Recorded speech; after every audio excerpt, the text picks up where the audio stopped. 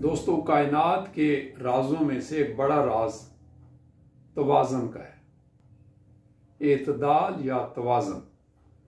और ये तवाज़न जब अदम तवाज़न में बदलता है तो मसाइल, मुश्किलात और बीमारियां सार उठाती हैं, जल्जले और आंधी तूफान आता है, सुनामी आती है। लिहाजा यही कानून हमारे ऊपर भी, इंसानों पर भी अप्लाई होता है। बच्चों के प्यार और मोहब्बत में एतदाल बरतें। ना हद से ज्यादा प्यार अच्छा है, ना हद से ज्यादा डांट टिपट अच्छी है, ना हद से ज्यादा सजा अच्छी है।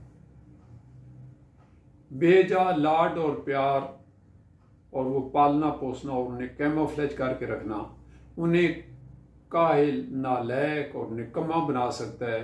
उनके अंदर से खुद एतमादी का अंसर खत्म कर सकता है। बच्चों को मौका दीजिए कि अपने रोजमर्रा के छोटे छोटे मसाइल खुद हल करें, उन्हें आप गाइडलाइन दीजिए। और होम्योपैथिक तरीका इलाज भी नजरिया एतदाल पर कायम है। होम्योपैथिक दुआएं निज़ाम जिस्मानी की बेएतदाली को एतदाल पर लाती हैं,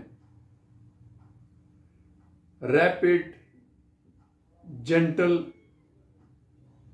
वे में, और इसी का नाम सेहत है।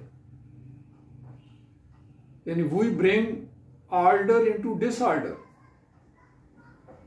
यही शिफायाबी है कि आप मरीज की कुव्वत हयात जो मार्बिड फोर्सेस की वजह से के सबब डिसऑर्डर हो गई है, उसे ऑर्डर में ले आए। हमारी होम्योपैथिक दवाएं क्या करती हैं, अंदर जाकर क्या करती हैं, कुव्वत हयात जो डिसऑर्डर हो चुकी होती है, अनबैलेंस, उसको बैलेंस कर देती हैं।